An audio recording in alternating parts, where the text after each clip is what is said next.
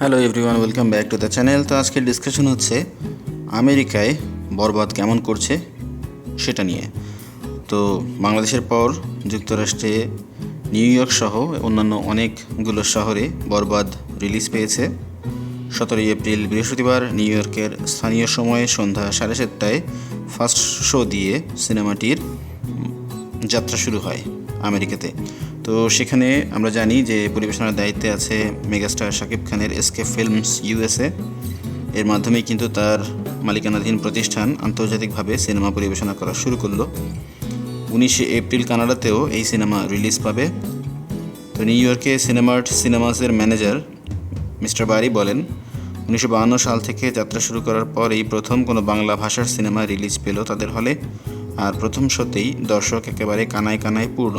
ছবি দেখে হল থেকে বের হওয়া দর্শকদের মুখেও শোনা গেল উচ্ছ্বাস আর ভালো লাগার কথা।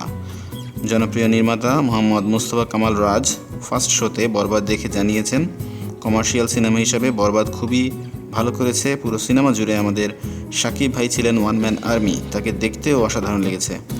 এখানে বরবাদ ভালো চলবে। নিউ ইয়র্কে প্রথম শো উপভোগ করেছেন অভিনেত্রী পারসা ইভানা।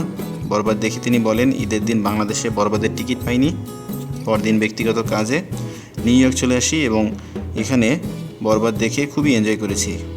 দেশের মতো এখানেও শো হাউসফুল গেছে। সিনেমার টুইস্ট আমাকে মুগ্ধ করেছে। পুরো সিনেমাটাই এন্টারটেইনিং।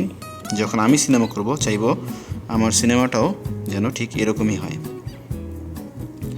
এখন ছবি নিয়ে যে দর্শকের যে তুমুল আগ্রহ, সেটা নিয়ে কিন্তু মেহেদী হাসান হৃদয় শেয়ার করেছেন একটা মিডিয়ায়।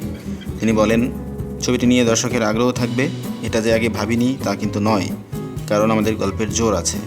শাকিব ভাই থেকে শুরু করে প্রযোজক, আমরা যারাই ছবিটির সঙ্গে যুক্ত ছিলাম সবাই আমরা বুঝতে পেরেছিলাম, কারণ বরবাদ ছবির গল্পটা অনেক সুন্দর। নির্মাণের জায়গাটা আমরা ভালো করার চেষ্টা করেছি, যেখানে যা দরকার সবই দিয়েছি, কোনো আপোষ করিনি। তাই আমরা বুঝতে পারছিলাম মুক্তির পর বরবাদ ভালো যাবে, দর্শক খুব ভালোভাবে নেবে, প্রশংসা করবে। কিন্তু বরবাদ নিয়ে এত বেশি দর্শক উন্মাদনা থাকবে সত্যিই এমনটা ভাবিনি। বরবাদের দর্শক আগ্রহ ঠেকানোর জন্য পুলিশ মোতায়েন করবে, অনেক সিনেমা হলে মিডনাইট শো চালু করবে, এগুলো সত্যিই বড় পাওয়া।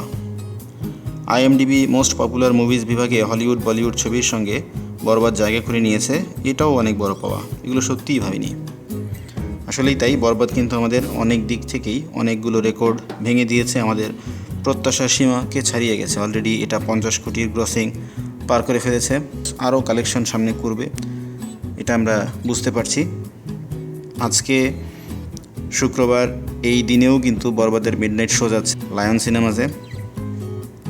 সো এটা আসলেই অনেক বড় পাওয়া, সিনেমার সংশ্লিষ্ট সবার জন্যই এটা খুবই ভালো ব্যাপার। এই সিনেমার মাধ্যমে কিন্তু আরও অনেক বেশি ইনভেস্টমেন্ট সিনেমা শিল্পে আসার সম্ভাবনা তৈরি হয়।